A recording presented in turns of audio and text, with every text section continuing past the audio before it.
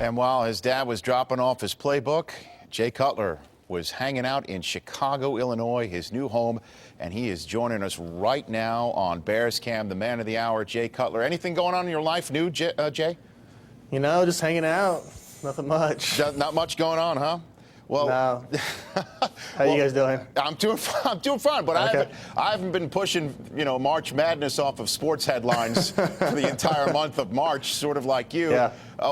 What are your emotions right now that you're finally through the looking glass on this whole thing? Yeah, I mean it's been some ups and downs, for the last 3 or 4 weeks, and a little relieved. I'm a little sad to be leaving my teammates in Denver. But it's a new chapter. I couldn't be more excited to be in Chicago, and to be a Chicago Bear. Yeah, I mean, if you could tell the young man in Lincoln City, Indiana, growing up there, that he was going to be the future franchise quarterback of the Chicago Bears, what would he say, Jay? I think it would have been a dream come true. It was a little bit shocked. I was a little bit shocked when it happened yesterday, and I finally got the call. Because I didn't really think this was going to be a possibility. You hope it is, but you try to be realistic and not put yourself up for that kind of disappointment. So, it worked out well for me. I'm glad you got the call, Jay, because some people say you've been hard to reach. You know what I'm saying?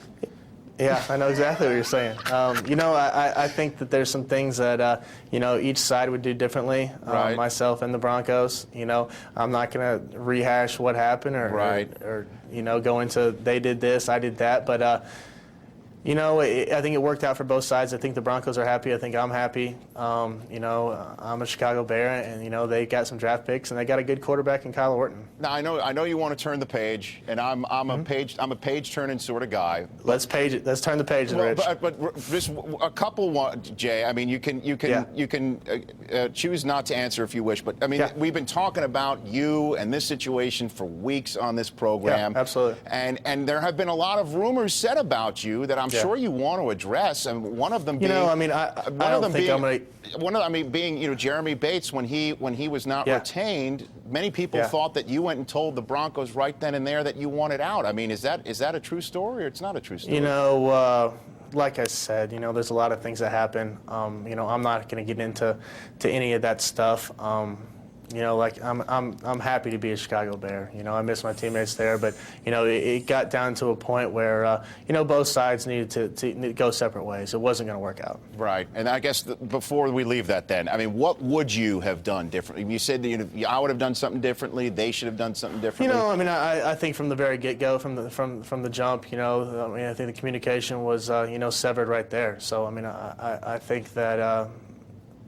I would change some things. They would change some things from that very first conversation. But, everything happens for a reason. It played out the way it played out. I got some bad publicity. They got some bad publicity. But I think it worked out for both parties. Do you think part of your initiation in Chicago is going to have to be focused on removing some of that bad publicity? Absolutely.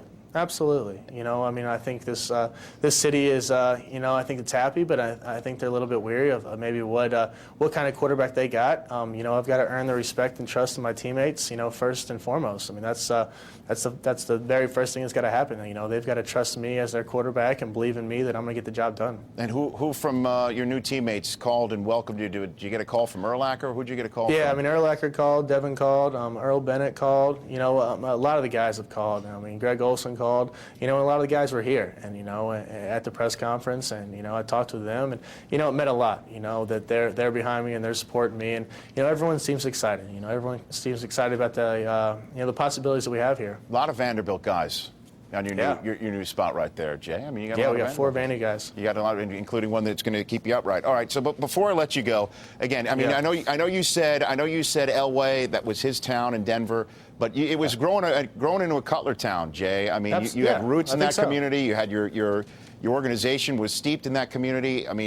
What would you say to a kid that's a big fan of yours that just can't understand that you're sitting there with the C behind you? What would you say to that young kid? I don't think that a child or children are going to understand the situation. You know, I mean, they're Bronco fans for life, and you know, I think that they feel like I portrayed them, and you know, I'm sorry for that. You know, I'm sorry that they feel that way, but you know, maybe later on in life they'll understand, and I think that the Broncos.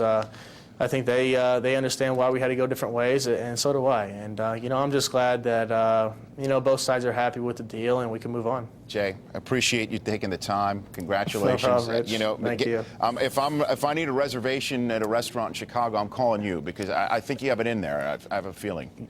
Give me a call. I'll answer. You got it. Mr. Miracle Mile himself, Jay Cutler, joining us here for the very first time on Bears Cam on NFL Total Access. He's been the man of the moment in March for quite some time, and it's good to have him on the program. Thanks for joining us.